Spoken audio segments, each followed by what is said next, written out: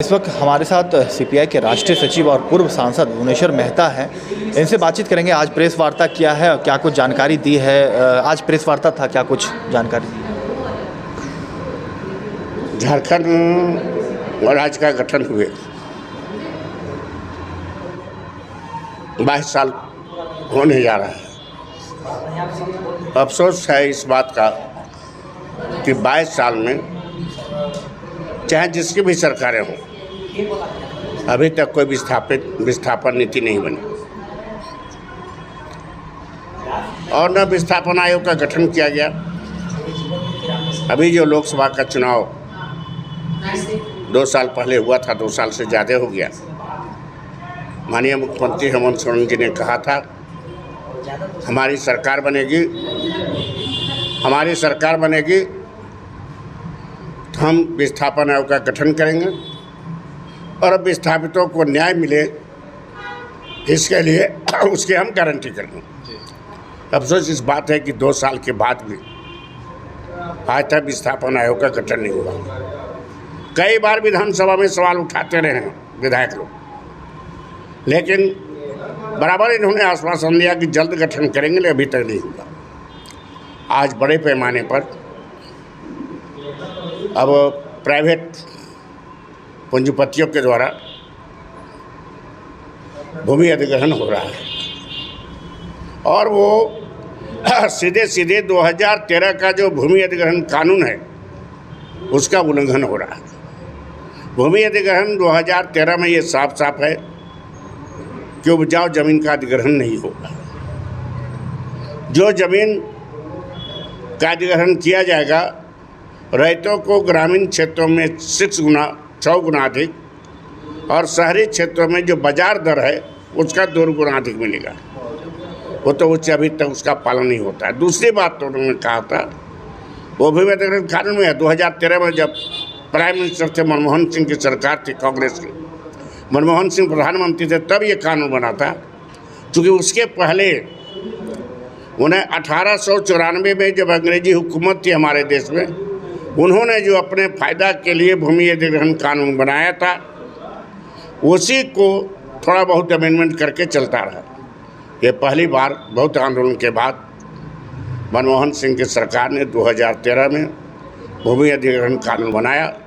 उसमें दूसरी बात थी कि जो खेती लायक भूमि है, कृषि योग्य भूमि है, उसका अधिग्रहण नहीं होगा। साथ ही साथ जिस भूमि का अधिग्रहण किया जाएगा, अगर 5 साल तक उसका उपयोग नहीं करता है तो फिर वो ज़मीन रैयतों को वापस किया जाएगा। लेकिन अभी तक भूमि अधिग्रहण कानून 2013 झारखंड में पूर्णतः लागू नहीं है। उसका खेल किया जा रहा है, सीधे उसका उल्लंघन किया जा रहा है। अब हजारीबाग जिला में बड़का गांव केरेराड़ी में हजारों एकड़ ज़मीन का अधिग्रहण किया गया। बड़का गांव एक ऐसा केरेराड़ी प्रखंड है हजारीबाग में जो 12 महीना हरियाली रहती है। वहाँ का साग सब्जी, गेहूँ वगैरह इतना उपजता है, गेहूँ चावल कि लाखों टन गेहूँ और चावल लोग बेचते हैं खाने के अलावे। और वहाँ का सब्जी न केवल धनबाद बोकारो बल्कि कलकत्ता तक जाता है। अब ऐसे ज़मीन का अधिग्रहण हो रहा है। ये झारखंड के लिए ये अच्छी बात नहीं है, किसानों के लिए अच्छी बात नहीं है। माननीय मुख्यमंत्री हेमंत सोरेन से कि आप तुरंत भूमि अधिग्रहण कानून बनाओ, भूमि विस्थापन आयोग का गठन करो और लोगों को, यहाँ के लोगों को, विस्थापितों को न्याय मिले, अधिकार मिले, इसकी गारंटी करो। मैं जो दूसरी बात कहना चाहता हूँ, इस 22 वर्ष में कोई स्थानीय नीति नहीं बनी, न कोई नियोजन नीति बनी।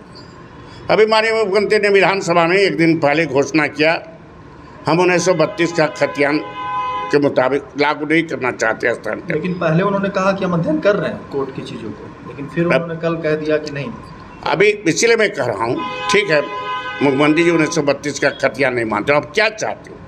कैसे यहाँ के लोगों को, यहाँ के बेरोजगारों को न्याय मिलेगा, कैसे उनकी नौकरी की गारंटी होगी, उसके लिए क्या विकल्प है? अगर उन्हें 1932 का खतियान नहीं मानते हो तो क्या विकल्प है? इसको आप झारखंड के लोगों के पास पेश तो करो। हम इसके लिए कोशिश करेंगे। ये ठीक है, बहुत लोग झारखंड में भूमिहीन हैं, गरीब हैं, बहुत के पास बास्केट पर्चा मिला, वो भी नहीं मिला है। वो भी तो बास्केट पर्चा मिला 1974 में, 75 में या 80 में, 70 से शुरू हुआ बास्केट का पर्चा देना। तो उसके पास तब तो वो 72 का 32 का खटिया नहीं। तो ऐसे लोग जो भूमिहीन है, गरीब है, खेत मजदूर है, उसके भी अधिकार की गारंटी हो। साथ ही साथ जो भूमिहीन हैं, जिनके पास ज़मीन नहीं है, उनका तो बाप दादा का 1952 में जो वोटर लिस्ट तैयार हुआ मतदाता सूची, उसमें नाम होगा। फिर बाद में हर बार 10-11 साल के बाद मतदाता सूची का सर्वेक्षण हो रहा है, तो उसके तो आप करो। इसलिए वैसे लोगों को भी करना चाहिए। हमने ये सोचा है कि तमाम वामदल एवं राजद, कांग्रेस, झारखंड मुक्ति मोर्चा और जो वैसे सामाजिक संगठन विस्थापन के खिलाफ, स्थायिकता के लिए, नियोजन नीति के लिए लड़ रहे हैं, वैसे तमाम लोगों की बैठक बुलाएंगे और एक राय बना करके हम लोग मुख्यमंत्री को सुझाव देंगे।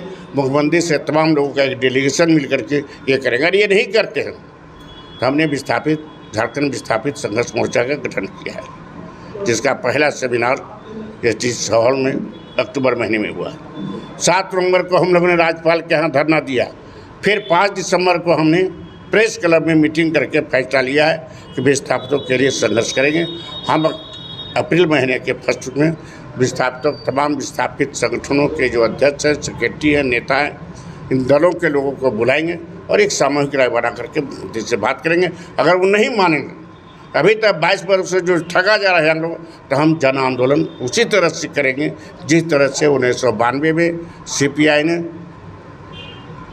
जब भाव जनवादी झारखंड राज्य संघर्ष समिति का निर्माण करके झारखंड एकता मंच के संयोजक माननीय हौरो साहब, जो झारखंड पार्टी के अध्यक्ष थे, उनसे मिल करके हम लोगों ने 45-46 संगठन को मिला करके आंदोलन शुरू किया और ऐतिहासिक रैली 5 लाख से अधिक की रैली हुई थी।